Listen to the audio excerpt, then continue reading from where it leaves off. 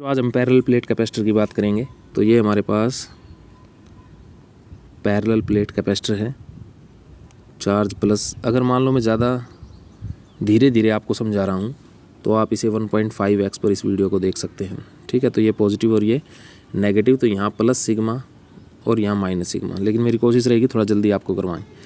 तो अगर मान लो कोई भी आपको मीडियम या डाइलेक्ट्रिक के बारे में ना बताया गया हो तो वो अंडरस्टूड है कि एयर या वैक्यूम है कैपेसिटर प्लेट के बीच में, तो ये आप बोल सकते हो एयर फील्ड कैपेसिटर है ये हमारे पास। ठीक है, और इसकी जो थिकनेस है air dielectric, air as a dielectric यहाँ पर काम कर रही है, उसकी थिकनेस है डी, ऐसे आप बोल सकते हैं। तो कैपेसिटेंस का जो फॉर्मूला है डेरिवेशन में नहीं करवा रहा, वो आपको पता है ये आता है।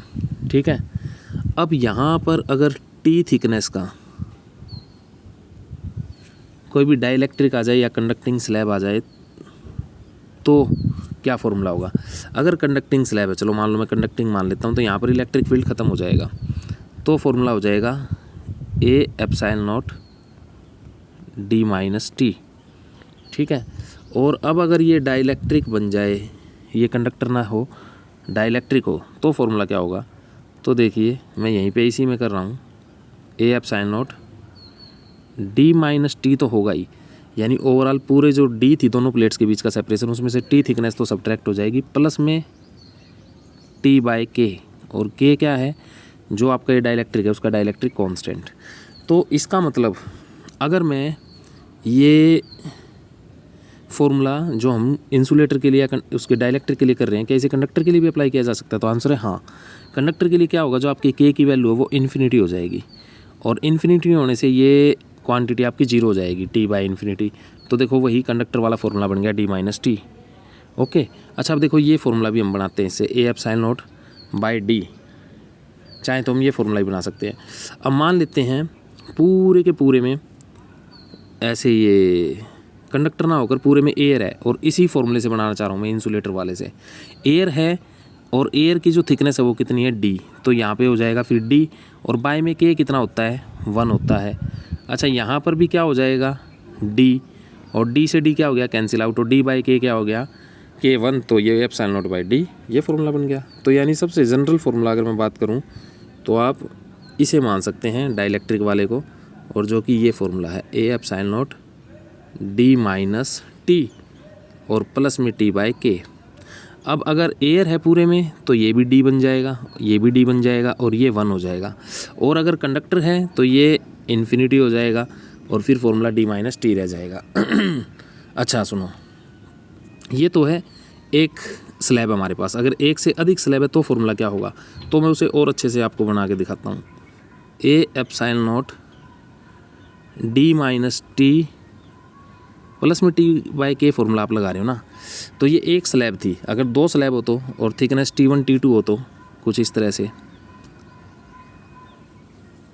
ये T1 थिकनेस की, ये T2, ये आपस में गैप नहीं है इनमें। ठीक है, या गैप भी आप रख सकते हो तो भी कोई फ़र्क नहीं है। ठीक है, तो ये T1 और इसका डाइलेक्ट्रिक कांस्टेंट K1, T2 और K2।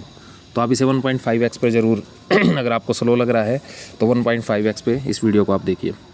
तो देखिए फॉर्मूला क्या हो जाएगा, तो फॉर्मूला हो जाएगा C is equal to A epsilon naught, अब D में से माइनस कर दो, दोनों की थिकनेस जुड़ जाएगी T1 प्लस T2।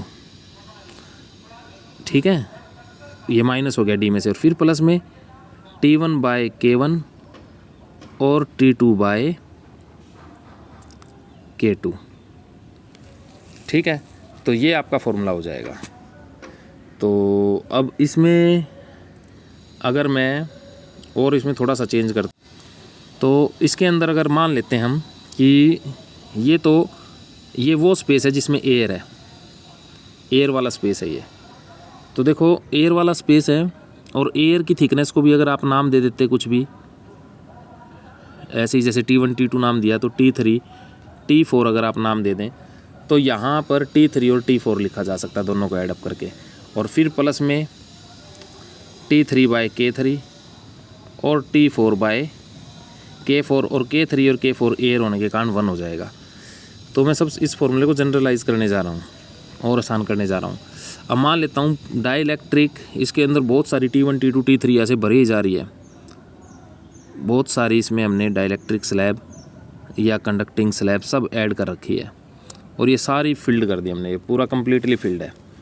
तो T1, T2, T3, T4, T5 ऐसे K1, K2, K3, K4, K5। ठीक है, अब बताइए फॉर्मूला क्या होगा। तो फॉर्मूला हो जाएगा A एप्सिलॉन नॉट और D माइनस अब T1, T2, T3, T4, T5 ये सारी ऐडअप होके खुद किसके बराबर हो गई है, D के। तो सारी ऐड होके D के बराबर हो गई तो ये तो ख़त्म हो जाएगा। प्लस में क्या रह जाएगा, T1 by K1, T2 by K2, T3 by K3, T4 by K4, T5 by K5। तो ये सबसे जनरल फार्मूला बन गया। ऐसा मैं क्यों कह रहा हूँ, देखिए ध्यान से। अब आप कहेंगे नहीं सर ये तो कम्प्लीटली फील्ड के लिए बना है केवल formula, T1 by K1, T2 by K2 and so on.